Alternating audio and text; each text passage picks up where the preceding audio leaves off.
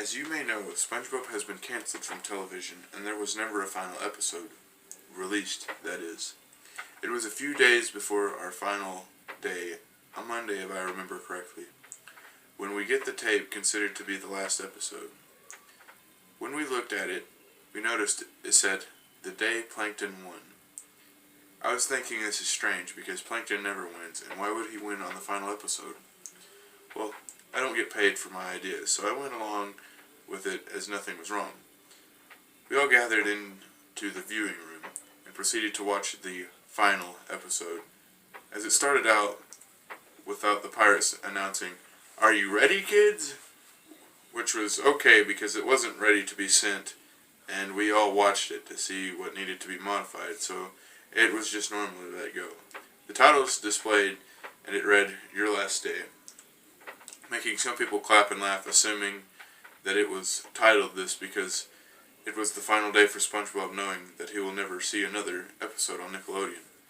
The episode started pitch black and nothing could be seen for a good 3 to 4 minutes. We checked to make sure it was still playing, and it was. Finally, the darkness broke, and there was Plankton devising a brilliant plan, saying, "This will be the day. I'm finally going to get the secret recipe." The screen changed with him letting out one of his evil laughs. The scene changed to the Krusty Krab, and it was normal until SpongeBob proceeded to chop onions. It closes up on his eyes and begins to cry, and a faint "why" came from the speakers. It was so clear, though, that it sounded like someone in the room, and that must have been everyone's thought, so it went on unnoticed. Suddenly, the camera angle changed to a first-person view of SpongeBob, showing his large nose in the way and his arm on the cutting block, and all you hear now is him crying. Then suddenly, breaking the minute moment of SpongeBob crying over the chopping block, Mr. Krab walks in and says, "SpongeBob!" very loudly, scaring everyone in the room, assuring. Some people started to converse, saying things like, "We can't do something like that in a children's show, and we're not trying to terrify the kids." Then Krab asked SpongeBob to take out the garbage, and as he does it happily, as normal. It's closing time for the Krusty Krab, and it gets dark for everyone as everyone goes home. It shows a close-up on Squidward's house, and it's foggy, not average fog, but an abundant fog, leaving the Easter head nearly silhouetted against the second layer. The third layer was just black. The scene changes to inside his bathroom. He sits in the bath with his showering cap on. "Remember me?" blasts through the speakers in a demonic, deranged voice. "SpongeBob!" yells Squidward back. The bathroom door then slams open and no one is to be seen, but you can hear the demon voice say, "It's my turn to win." The scene changes back to the Easter Island head silhouetted, and you hear agonizing screams from inside the house. The scene changes to the row of houses with police in front of Squidward's house. SpongeBob rushes over to see what has happened. He overhears the policeman report, "Body found. No skin. No head. Body identified as Squidward tentacles." At this point I feel sick. I feel as if unable to watch the rest of the show or I'll throw up. "Note found," said one of the policemen. It reads, "I've tried and tried. Again, my work will no longer go unrewarded." And it looked as if the signature were 2 bullet holes. I finally yell, "What the fuck is this?" But I get no reply, probably due to no one else knowing. It then cuts back to the Krusty Krab, where Mr. Krabs is now running the cash register. Squidward's mother walks in, up to the cash register, and she is crying. Mr. Krabs smiles and says, "What can I do for you today?" Squidward's mother says, "Bring him back so I can tell him I love him." At this point I am overthrown with emotion and begin to cry, feeling bad for the mother who had lost her child. I begin to cry as you see her raise a small pistol from her purse and puts it to her head and fires the gun.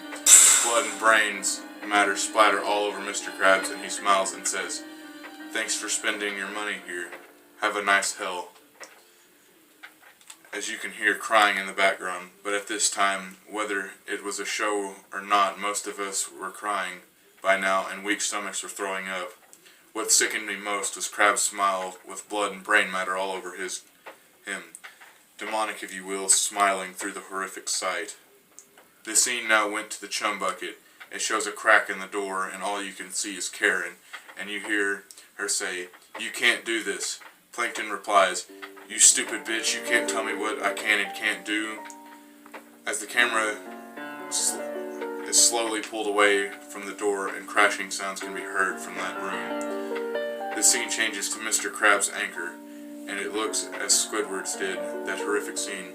I prepare myself to see another horrific sight. The scene begins in Krabs' room as he molests his money in a crude manner, but not abnormal. Then his door slams open and my heart sinks. "Hello, Krabs," you hear the demonic voice again. Then Krab answers back in a similar voice, "Plankton!" My eyes burned and felt as if they were bleeding. They were vigorously burning as if they were trying to escape Plankton's hyper-realistic reverse eyes. Those eyes still haunt me to today. They talk amongst each other, but the words were untranslatable, and it zooms on Plankton's eye, making me scared and nauseous. I threw up from fear. I had no control of my eyes, and my eyes would not stop focus on that one eye, that one black eye with the hyper-realistic red iris. The scene changed to the basement section where Krabs was tied up, as you hear laughter pictures of children pop up on the screen for about 1/10 of a second as it zooms onto Krabs' face. And the closer it got, the more realistic he got, and the more horrific the pictures got, to the point of children's severed heads stacked up into trash cans. And as it got to his eyes, everything goes black and you hear screaming. We are all screaming to shut it off, but it continues to play, and our eyes continue to watch as if there is no other choice but to watch. The scene now changes to SpongeBob's house, where I can barely distinguish his house other than his door with the wheel doorknob. I beg it to stop, because I don't want to watch. SpongeBob is in his room crying, and you see bloody razor blades and syringes all over the floor, and a noose suspended from the ceiling. "And now it's your turn," says Plankton in his demonic voice, as SpongeBob turns and shows his bloody, ripped-up, eyeless face, and he says, "Take them too," as a sound shrieks so painfully the speakers, and it makes you go insane. People begin to bang their head upon their desks, stabbing themselves with any objects they could harm themselves with, and jumping through broken windows to escape the horrific abomination. I lived to tell the story, and it was my turn to win. Now I must go to escape those horrific eyes.